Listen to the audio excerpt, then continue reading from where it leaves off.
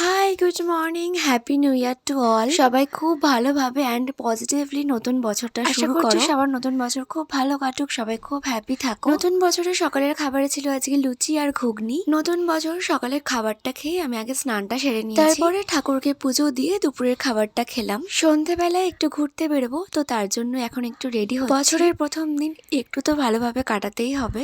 আর এই বছর মনে হয় ভীষণ ঠান্ডা পড়েছে।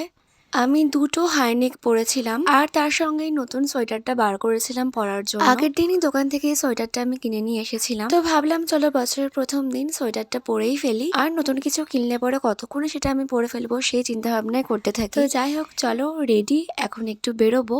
কোথায় যাবো না যাবো তার কোনো ঠিক ঠিকানা নেই, বাট বেরোবো। তো এই যে এত ঠান্ডা, স্টোলটাও আমি নিয়ে নিয়েছি। আর এই যে বাড়ির থেকেও বেরিয়ে পড়েছি, আর বেরোনোর আগে সঙ্গে করে আমি টুপিটাও নিয়ে নিয়েছিলাম, কারণ গাড়িতে যাবো। আর তখন যদি বেরিয়ে আমি বলি যে আমার খুব ঠান্ডা লাগছে, কি ঝাড়টা খাবো সে একমাত্র আমিই জানি। তো এই যে বেরিয়ে প্রথমে আমরা চা খেয়ে নিলাম, তারপরে এই যে আমি গাড়ি করে যাচ্ছি, আর কি বকতে বকতে যাচ্ছি, কি গান করতে করতে যাচ্ছি আমি নিজেই এখন মনে করতে পারছি না। যাই হোক, গিয়েছিলাম একটা সাউন্ড সিস্টেমের দোকানে।